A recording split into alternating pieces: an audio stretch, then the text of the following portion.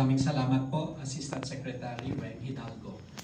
Chairperson of the Civil Service Commission and our National Volunteer Month Honorary Chairperson, Carlo Alexi Nograles, the members of the Bayanihan Media Award National Steering Committee, our Chairperson, PIA Director General, Undersecretary Jose Torres Jr., Dr. Tirso Ronquillo, the President of the Philippine Association of State Universities, represented by Dr. Diosdado Zulueta, who is joining us through Zoom. He is the National Auditor of the PASU.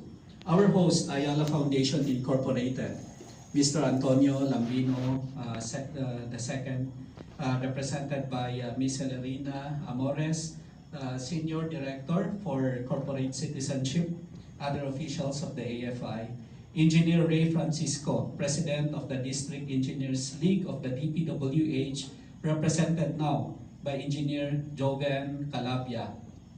Gaya po ng nasabi kanina, ang District Engineers League ang kinatawan ng mga asosasyon ng mga pampublikong manggagawa.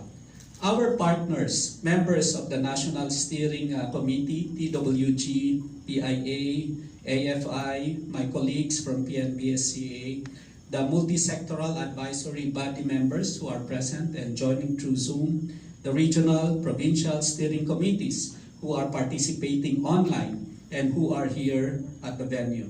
To all our media partners and maybe nominees, maraming salamat po and a blessed afternoon to all of us.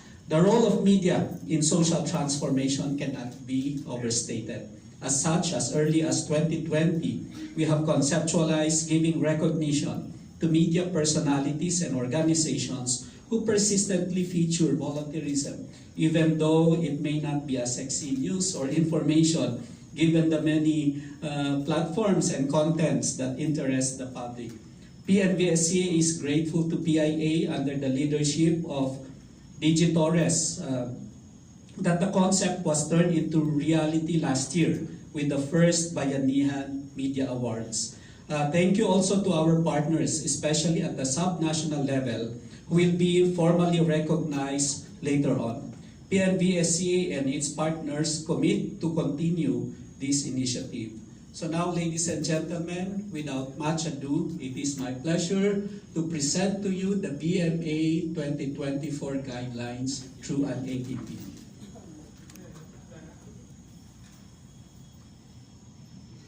The Bayanihan Media Awards 2024 is now open. The Bayanihan Media Awards, or BMA, seeks to identify